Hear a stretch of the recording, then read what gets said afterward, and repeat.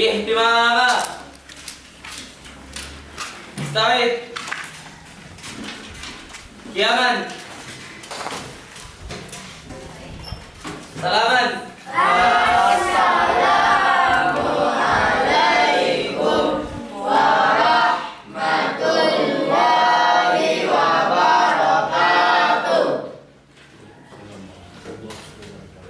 Julusan,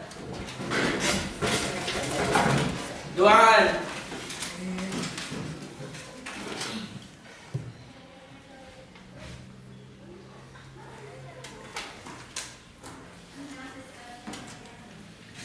balas.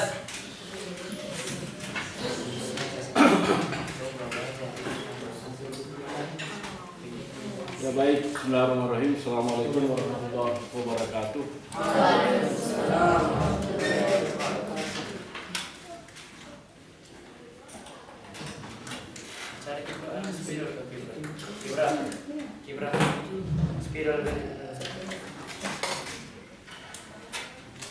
Ya, jadi berapa jumlahnya? Hari ini hadir? Ada satu orang dah hadir. Satu orang. Ada.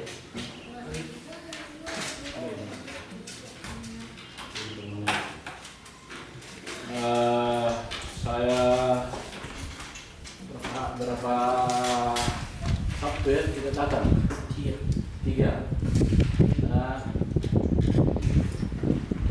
pesantren 2 kali berkumpul 8 ya. Tiga Sabtu yang lalu rapat orang tua, Sabtu yang lalu rapat dengan guru-guru ya. Dan setiap saya datang jangan selalu bercanda di sini. Allah yang menentukan. Kita cuma manusia berbicara. Allah yang menentukan. Ya. Kemudian sampai di mana ditulis dulu? Dalil atau argumentasi akidah. Iya. Dalil atau argumentasi dalam akidah sudah itu ditulis. Ada dalil akli. Ada dalil akli. Apa itu dalil akli? Akal. Ya, kalau yang sehat. Kalau nakli, Wahyu Allah. ya, sebagai pendai harus tahu semua. Ya, harus tahu semua itu. Sebagai pendai, sebagai pendakwah. Ya. Kalau terjun di masyarakat nantinya berdakwah sebagaimana dalil yang berdulu. Jadi, ada dua kalau dalil akli akan manusia dan dalil nakli yaitu wahyu Allah. Bagaimana itu wahyu Allah? Al-Quran. Dua pedoman kita. Apa? Pedoman kita adalah Al-Quran. Al-Quran dan hadis. Ya. Kemudian sampai di situ mungkin ya. Kemudian tulis dulu tujuan akidah Islam. Mau saya jelaskan.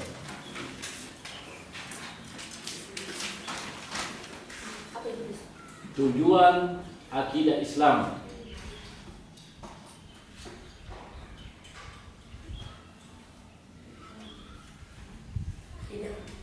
Akidah Islam. Apalagi antara akidah? Tali pengikat. Tali pengikat atau keyakinan. Kalau akidah, bagaimana keyakinan kita kepada Allah Subhanahu wa Ta'ala. Ini penting buat kita.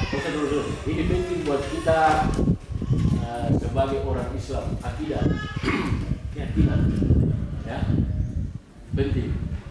Kenapa?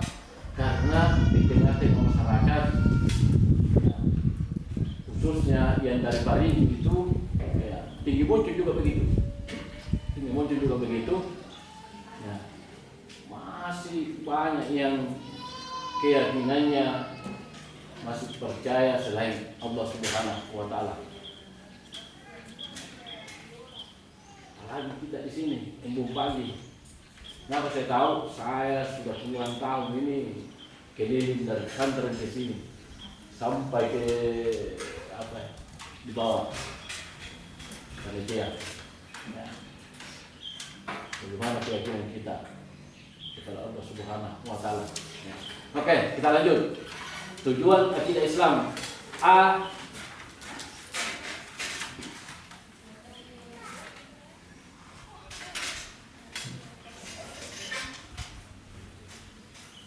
Untuk mengikhlaskan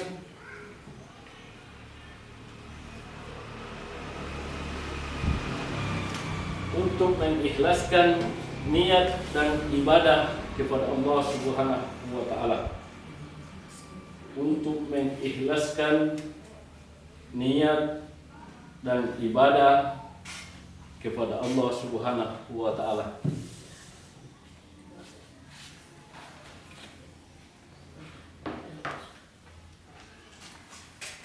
B. Membebaskan akal dan pikiran. B. Membebaskan akal dan pikiran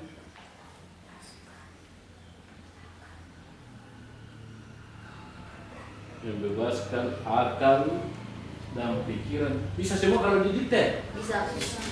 Atau ada yang tidak bisa? Ya belum bisa. Belum bisa kalau saya diktekan, tulis. Ya, menyalin sebentar di temannya di. Iya. Barang siapa temannya bagus-bagus tulisannya, kasih menyalin. Cuma satu yang belum baca. Yang lain lancar nih. Oke, satu sih, apa? Ya, karena kalau cuma satu agak susah. Korban yang lain. Mana yang B, membebaskan akal dan pikiran dari kegelisahan dan keraguan. Kegelisahan dan keraguan. Gelisah, tidak tenang. Kegelisahan dan keraguan. Begini pertanyaan ini.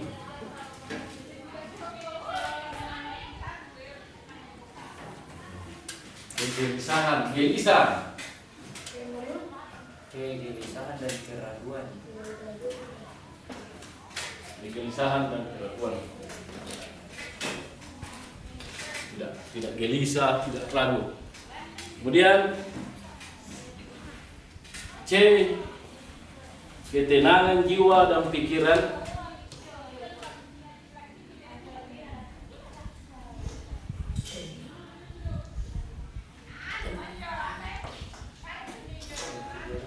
Ketenangan jiwa dan pikiran. Tidak cemas dalam jiwa. Tidak cemas dalam jiwa. Dalam jiwa.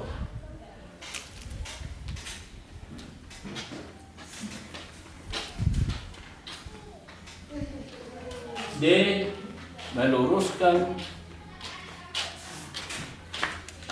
tujuan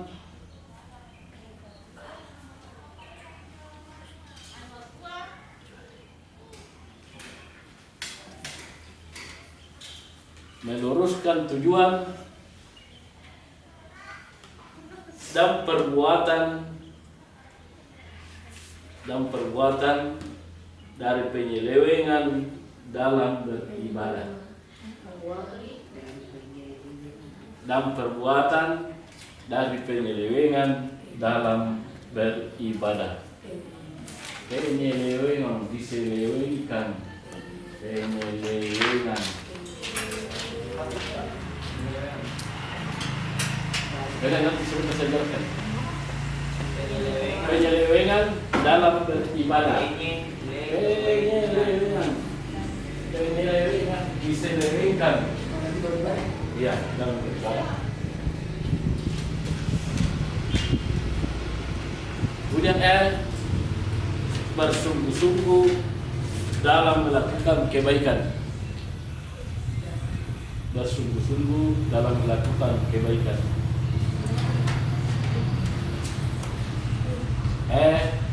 KABCD bersungguh-sungguh dalam melakukan kebaikan.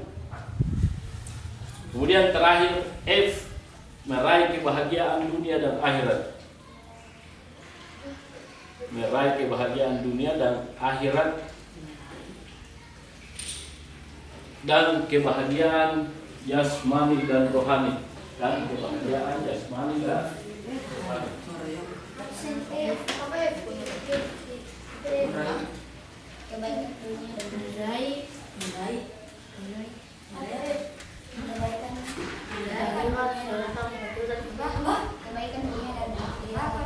Kebahagiaan jasmani apa?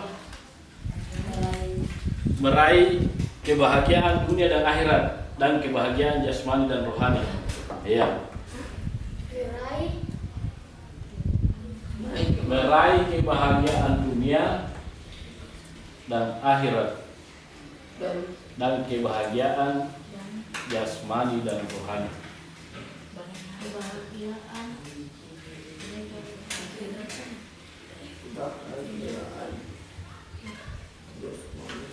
Jasmani dan rohani. Apa itu jasmani? Jasmani tubuh. Ya, jasad. Kalau rohani, Pikiran. Jiwa. rohani berasal dari kata roh. Ya. Manusia terdiri dari dua unsur, yaitu jasmani dan rohani. Setelah kita meninggal, masing-masing kembali ke asalnya. Jasad ke tanah. Jasad ke mana? Tanah. Tanah. Kenapa ke tanah? Karena dari tanah. Ya. Awal mula manusia dari tanah. Siapa itu? Nabi Adam. Iya, Nabi Adam. Jadi Nabi Adam itu tidak ada bapaknya, tidak ada mamanya.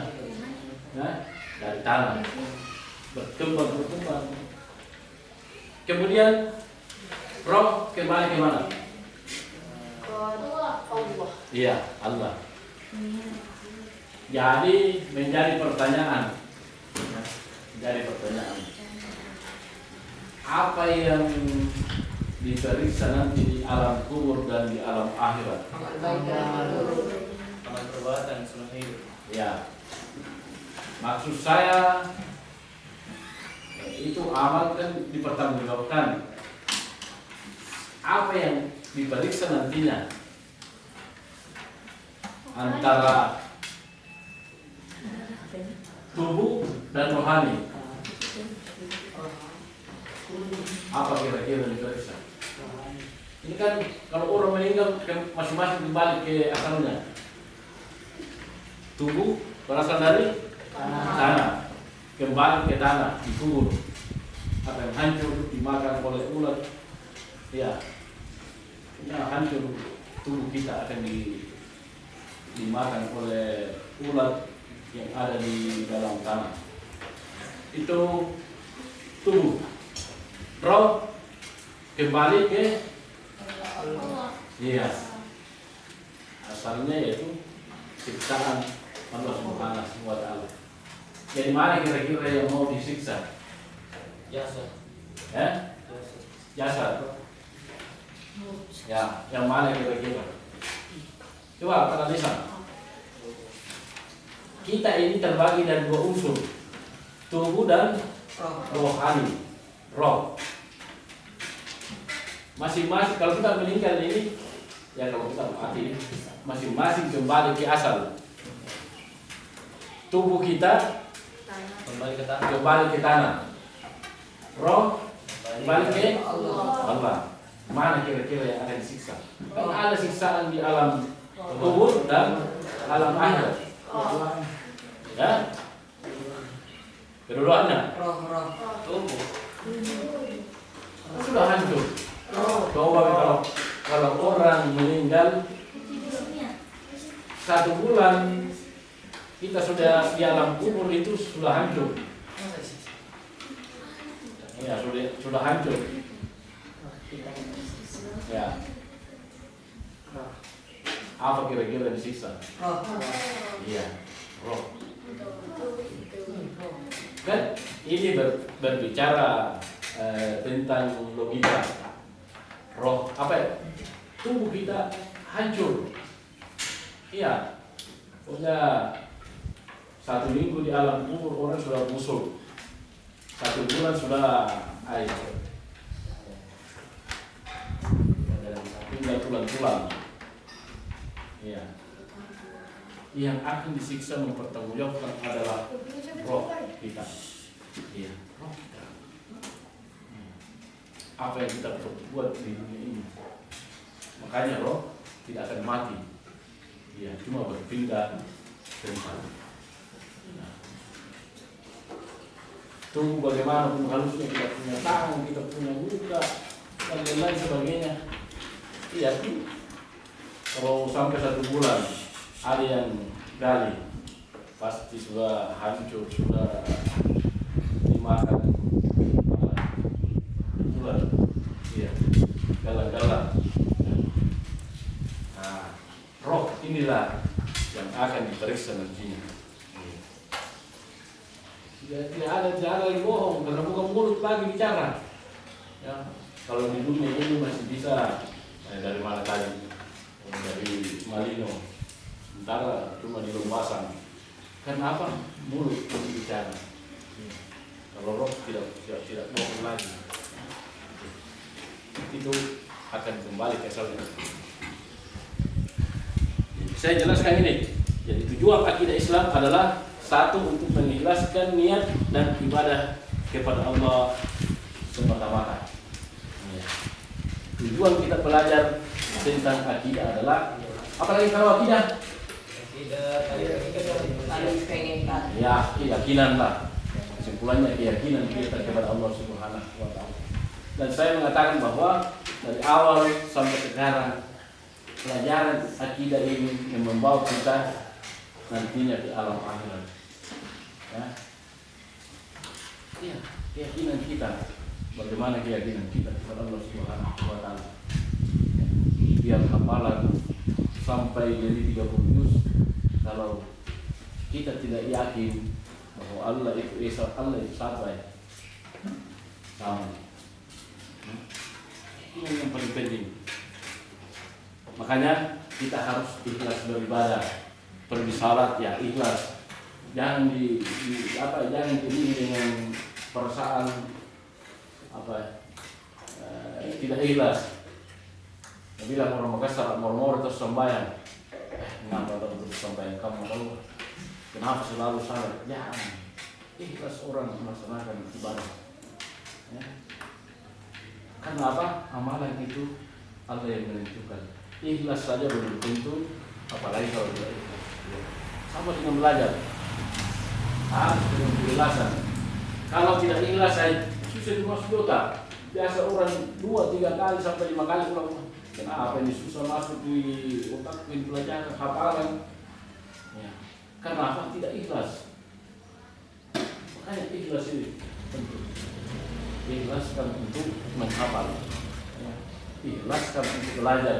Ikhlaskan untuk beribadah kepada Allah Subhanahu wa Ta'ala. Kalau ada sifat terbawa arus dengan dalam hati moro-moro, bilang orang Makassar ya, tidak diterima. Tidak diterima. Kalau hafal, moro-moro, sekarang hafal, tidak. Susah menghafal, susah masuk di otak kalau tidak ikhlas. Ya. Kenapa? Biasa kita bandingkan ya, antara si A, si B. Ada yang susah menghafal, ada yang gampang menghafal. Kan itu persoalan keikhlasan. Kemudian juga ganti tadi dosa ya. Kalau menghafal begini, kurangi dosa. Ya, kurangi dosa. Karena kalau banyak dosa tidak dilihat, tapi itu bisa mengurangi kita banyak menghafal.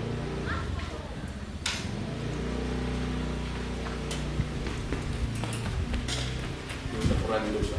Ya. Dosa pertama, dosa kepada kedua orang tua, dosa kepada guru, dan dosa kepada sesama teman. Ya dosa kurangi. Apalagi kalau kemusyrikan, ya kemusyrikan yang paling utama. Ya. Kemudian B, membebaskan akal dan pikiran dari kegelisahan dan keraguan. Kita beriman kepada Allah, jauhkan kegelisahan, jauhkan keraguan. Ya. Bagaimana keraguan kepada Allah? Ya. Kalau kita ragu-ragu, Allah itu ada atau tidak ada? Hilangkan keraguan. Allah itu pasti ada.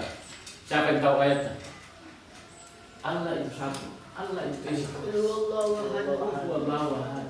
itu satu. Allah itu Esa. Jadi yang disebut itu cuma kalau sampai ke pohon-pohon, kalau sampai ke yang keramat-keramat. Nah ini ya. Musik orang. Kalau itu sedikit-sedikit ya. Ada setannya, ada anunya di pohon-pohon, musik orang. Hanya Allah yang Esa. Itu yang perlu disebut. Ya. Allah itu Esa. Terus satu dengan pohon yang besar, bahwa ada setannya, apa dan lain-lain, biarkan. Ya. Yang jelasnya Allah itu satu. Kemudian yang kedua adalah ketiga, ketenangan jiwa dan pikiran. Tenang jiwa dan pikiran kalau selalu beribadah kepada Allah Subhanahu wa Ta'ala. Lagi kalau penghafal, banyak membaca Al-Quran, selalu bersama dengan Al-Quran setiap hari malam. Setan jauh, ya. Jauhkan setan, jauhkan pikiran-pikiran apa yang bisa mengganggu, bisa menggoda, supaya hafalannya cepat. Ya. Hal yang sudah hafal sampai 5 juz kan? Belum ada. Apa metodenya supaya cepat menghafal? Ya. Baca berbaris. Ya. Baca ulang-ulang. Ada dulu saya pernah ikuti dari Sumatera, ya, Ustaz. Akan memberikan materi. Dia itu 1 tahun, santrinya sudah banyak yang hafal sampai 30 juz. Ya. Tapi ada metode khususnya. Cuma karena singkat pertemuan dia jelaskan bahwa begini-begini bentuknya. Ya. Awalnya itu sampai bertahun-tahun, ya sampai 10 juz. Hanya dia rubah metode, ada metode khusus. 1 tahun itu sudah banyak yang menghafal sampai 30 juz. Ya. Kemudian juga saya ulang, ya. Dan ini adalah generasi pemuda berani memandang lawan jenis dalam artian kalau anak muda tentu lawannya itu perempuan, perempuan. Maka dikhususkan kalau ini mungkin ada karena apa? Bisa menyenangkan.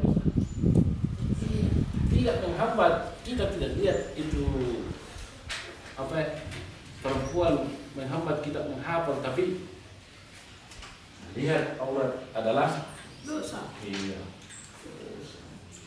Sehingga iya melihat aurat dosa. Ya biasa. Kenapa ini saya susah menghafal? Karena itu. Kemudian kurangi juga dosanya kepada kedua orang tua. Ya, kedua orang tua. Kalau pulang minta maaf, jabat tangan baru ke sini. Kemudian berikut meluruskan tujuan dan perbuatan ada penyelewengan dalam beribadah. Ya, tujuan beribadah betul hanya beribadah kepada Allah. Tujuannya luruskan tujuan, jangan beribadah kepada yang lain, ya, menyembah yang lain dan lain sebagainya, menyembah patung. Kenapa saya bicara begini? Ini kalau kita di sini tinggi muncul padi, masih banyak yang begitu. Kemudian ibadah. Ya.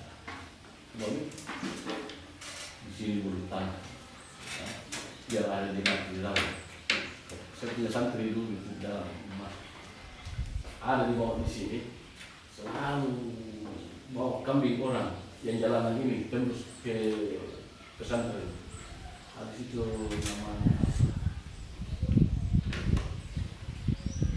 Bawa sini, biasa bawa kambing sapi. Bahkan Ustaz Masruf itu pernah ambil kambing dilepas orang. Tingginya itu sampai di sini. Tapi dia mau kuliah dijual. Ya. Untuk persembahan. Apa dibawa namanya? Sebenarnya sebelum panitia kalau tidak ada muntah di sini. Masih banyak di sini. Kita kemusrikan. Karena itu, di antaranya itu kita harus hindari kalau mau aparan bagus. Yang berikut adalah bersungguh-sungguh dalam melakukan kebaikan. Ya jangan setengah-setengah. Nah, hafal juga ini jangan setengah-setengah. Bersungguh-sungguh sampai 30 juz. Iya, sampai 30 juz. Sampai selesai. Kalau setengah-setengah selalu mengatakan dia mau pulang. Ya, tidak sampai 30 juz. Berapa tahun targetnya di sini? 3 tahun. Berarti sanawiyah nantinya ikut apa? Yang tingkat sanawiyah ikut nantinya ujian di pesantren. Dapat jasa UTS. Alia 3 tahun, berarti 3 tahun. Atau yang sanawiyah sampai 6 tahun di sini. Sampai 6 tahun di sini. Terlalu lama ya. 3 tahun. Iya, 3 tahun. Target 3 tahun itu 1 tahun 10 juz. Iya 10 juz. 2 tahun 20 juz. 3 tahun 30 juz. Ya, sama. Bisa? Insyaallah. Iya. Ini kalau 3 tahun targetnya ini 3 tahun tambah juga 30 juz. Bisa kira-kira? Iya, masa tidak bisa. Nah, ada beban buat kamu. Apa beban susah?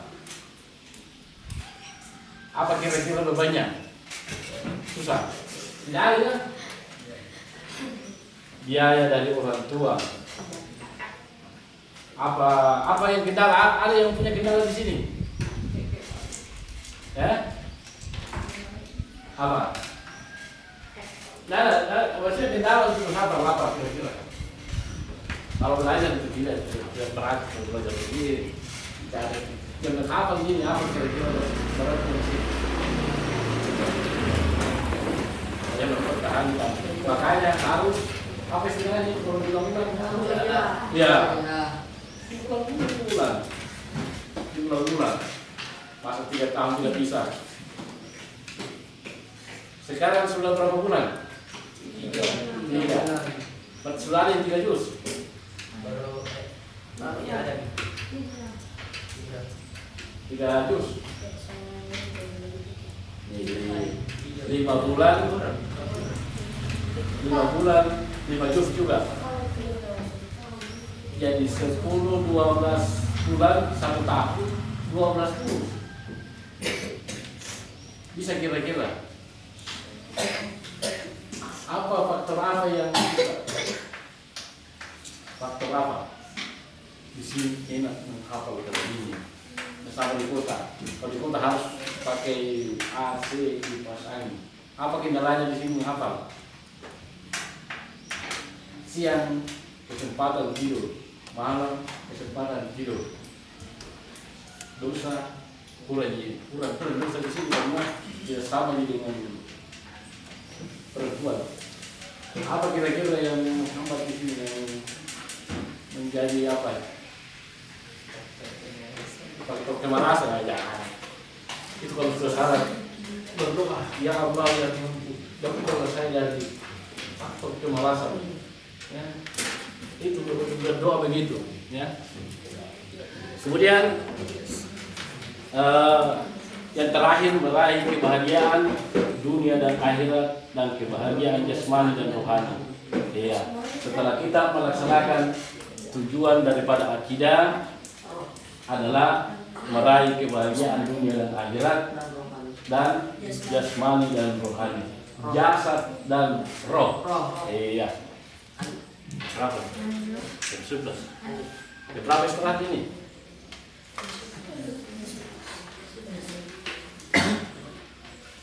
Ya, berikut kita catat dulu sedikit. Tujuan akidah Islam tadi, sekarang metode peningkatan kualitas akidah. Metode peningkatan kualitas akidah.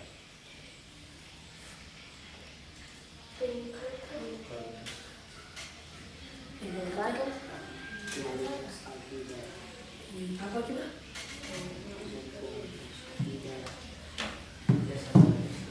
Metode peningkatan kualitas akidah. A. Melalui pembiasaan dan keteladanan. A. Melalui pembiasaan dan keteladanan. Pembiasaan dan keteladanan.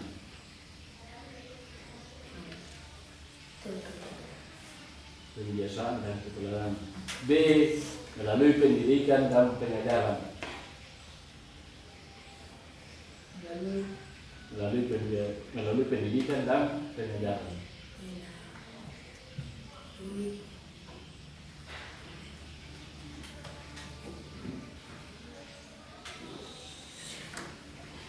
Ya, itu cara peningkatan kualitas akidah kita. Apalagi kalau akidah? Keyakinan. Iya, ada dua caranya meningkatkan. Satu adalah melalui pembiasaan dan keteladanan. Setelah bulan nantinya ini, Anda menjadi teladan. Anda yang harus diteladani oleh siswa dari SMP, dari sanawiyah, ya, bahwa itulah dari tahfiz. Ya. Kenapa saya mengatakan persoalan keteladanan? Sekarang ini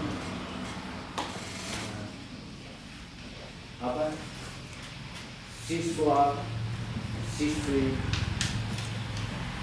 kadang moralnya susah. Ya.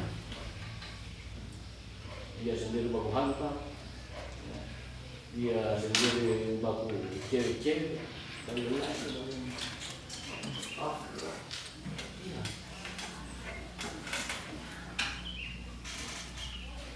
Makanya ya, Anda menjadi teladan di kalau pulang nantinya, ya, perlihatkan bahwa saya ini dari tahfiz ulum hafal, bisa menjadi contoh dengan sekolah lain. Ya, bisa menjadi contoh sekolah lain. Pesantren juga begitu. Ya. Pesantren juga ke sana. Saya mengatakan kamu harus menjadi contoh dari sekolah umum. Kenapa? Pelajaran yang berkaitan dengan agama itu didominasi oleh pesantren. Kalau di SMP, SMA, pelajaran agama cuma satu, pendidikan agama Islam. Kalau di pesantren terbagi-bagi, ada namanya akidah akhlak, ada namanya fikih, apalagi Hadis. kitab kuning itu kalau pesantren. Hadis. Al-Quran, hadis, sejarah Islam. Saya tidak salah 6. Fatih. Kalau di SMP itu cuma satu, pendidikan agama Islam. Itu cuma 2 jam per 1 minggu, 2 jam pelajaran. Sementara kalau di pesantren dijadwal yang 6 mata pelajaran tadi. Ya. Makanya kita harus menjadi contoh teladan di ya, terutama untuk sekolah umum. Ya, karena ganjil kalau kita ini dari pesantren masih tahfiz pulang, ya, perlu berbicara desa. Kita pulang, kemudian kita yang mencontoh sekolah umum.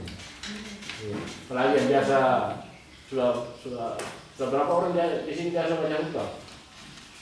1, 2, 3, 4.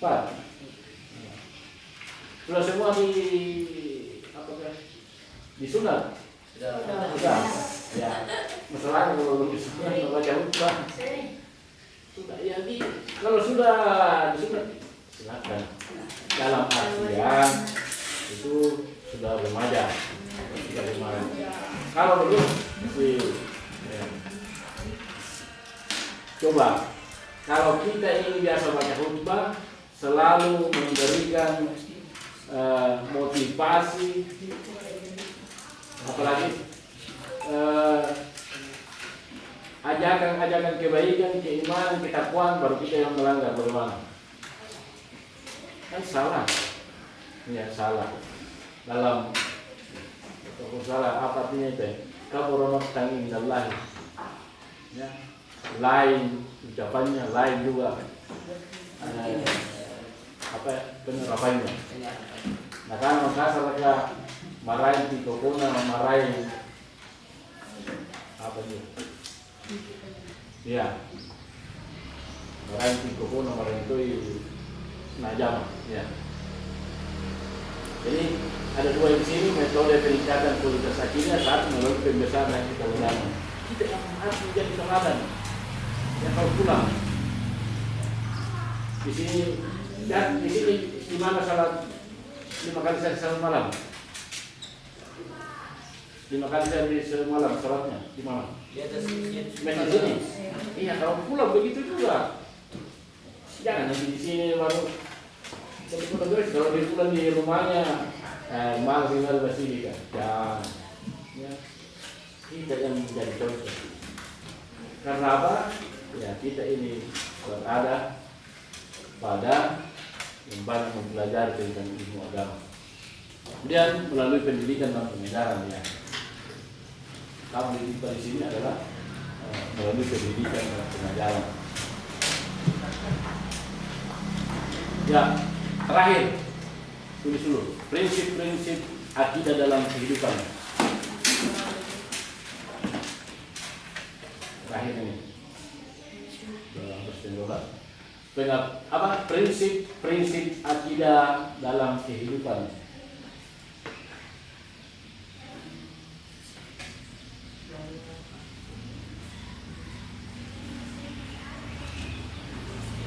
A. Pengakuan dan keyakinan. A. Pengakuan dan keyakinan. Pengakuan dan keyakinan bahwa Allah Subhanahu wa Ta'ala, Allah SWT, bahwa Allah Subhanahu wa Ta'ala adalah Esa. Apa itu Esa? Satu.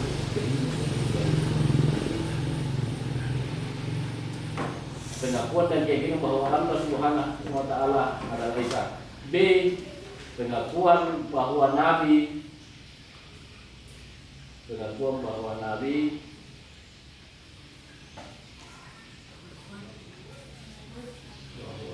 telah diangkat oleh Allah Subhanahu wa Ta'ala.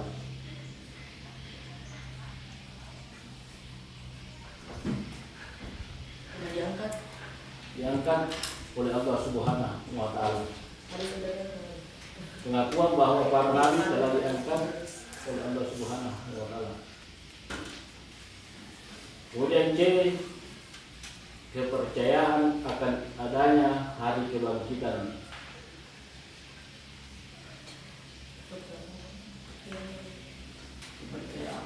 Kepercayaan akan adanya hari kebangkitan.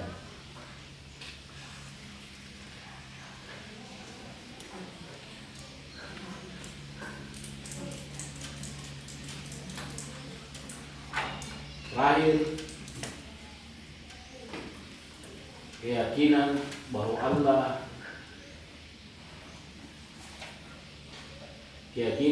Allah Subhanahu wa ta'ala, Allah SWT adalah Maha Adil.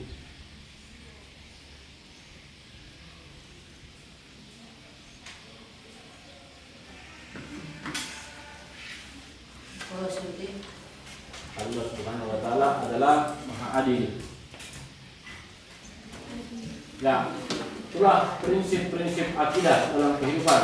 Satu, pengakuan dan keyakinan bahwa Allah itu Esa, satu. Ya. Harus menyembah Allah itu satu. Allah itu Esa. Ya. Kenapa ini saya sampaikan? Karena di masyarakat termasuk masih banyak yang menyembah selain Allah, termasuk di kampungnya, ya. Termasuk di kampung juga, ya. Makanya percaya pohon itu membawa keramat, batu besar itu membawa ada musyrik orang, ya, musyrik orang. Ya. Di kampungnya banyak percaya tentang yang kait-kait. Harus percaya, ya. Harus percaya bahwa Allah itu Esa, Allah itu satu, ya, berkeyakinan. Kemudian pengakuan bahwa Nabi telah diangkat oleh Allah Subhanahu wa ta'ala, ya. Nabi dan Rasul diangkat oleh Allah Subhanahu wa ta'ala. Kemudian kepercayaan akan adanya hari kebangkitan. Tadi saya sampaikan, setelah kita hidup di dunia, ke alam apa? Alam kubur. Setelah alam kubur, alam akhirat terakhir. Ya. Sekarang ini belum ada di alam akhirat, baru alam kubur. Dari dulu sampai sekarang yang meninggal yang dikubur pada hari ini masih alam kubur. Nanti setelah dibangkitkan nanti di alam akhirat. Apa? Ya. Ya, alam. Kemudian terakhir adalah keyakinan bahwa Allah itu adil. Iya, adil. Ada pernah cerita dulu, ya, orang berteduh di bawah pohon, ya, orang berteduh di bawah pohon. Ya. Jadi dia melihat, katanya di bawah pohon mangga, melihat tahu labu kayak boyok, ya, besar buahnya, ya, badannya kecil sekali kayak tali, ya. Dia mengatakan Allah tidak adil, ya. Ini mangga besarnya pohonnya buah kecil, ya. Ini labu kecil sekali batangnya, besar buahnya. Katanya Allah tidak adil. Protes dia. Nah, bareng-bareng katanya jatuh mangga dan kena kepalanya. Dia mengatakan seandainya ini mangga lebih besar daripada labu buahnya, kira-kira kalau saya tidak mati setengah mati, kena saya punya kepala. Betul, Allah itu adil, ya. Allah itu adil. Ini tentang keadilan. Dan ada yang protes itu, yang berteduh di bawah pohon mangga, tidak adil. Masa ini mangga besarnya pohonnya, batangnya, tangkainya baru buahnya kecil. Labu itu lebih kecil daripada kelingking, tapi buahnya besar, lebih besar dari kepala, tidak adil. Tanya peristiwa itu mengatakan Allah itu adil. Ya.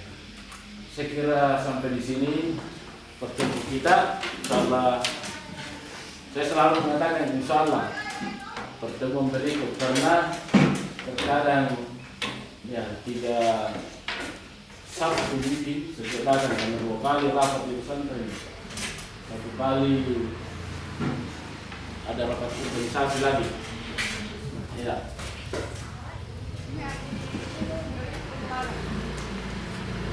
apa yang menjadi kendala hidup untuk ini? Tadi, senang cuma makan, menghafal, tidur. Iya. Iya, iya bela. Iya. Apa dibayarkan oleh orang tuanya? Ya. Makanya harus sungguh-sungguh menghafal. Ya, harus sungguh-sungguh menghafal. Ini tadi. Dari kendala-kendala hidup menurut begini. Cuma waktu perlu tertentukan ya. Biasa tidur pagi. Biasa. Dari jam 7 sampai jam 6. Sudah salat subuh.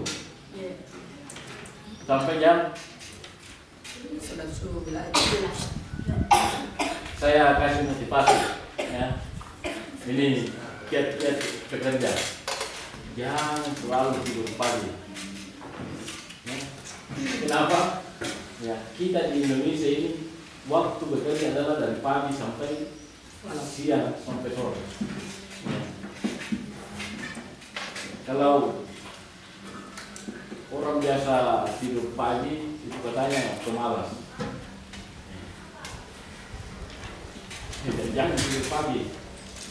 Kalau siang, oke. Ya, siang. Nah, saya pernah datang di sini siang-siang jam 2 lewat. Ya, pernah dijadwal itu jam 2. Saya datang di sini jam 1 sudah hampir setengah 3. Saya datang sudah tidur semua. Saya masuk di sini, nggak tahu siapa yang buka ini. Tak kunci dalam. Nggak tahu ada yang buka di sini. Saya berteriak ya. Ya, apa tidur siang? Kalau pagi usahakan jangan tidur pagi. Menghafal. Menghafal. Oh, jangan selalu menghafal atau malam. Itu ada kesempatan menghafal. Ya. Dan segera ini saya sampaikan, mudah-mudahan pertemuan berikut kita bisa ketemu lagi, insyaallah. Ada kendala mondok? Tidak ada ya?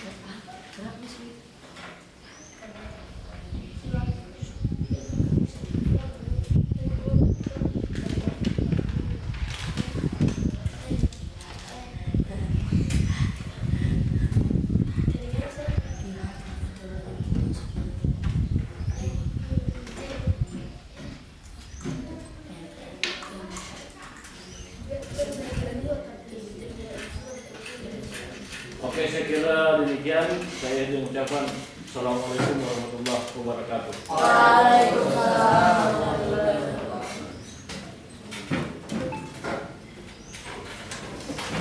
Tapi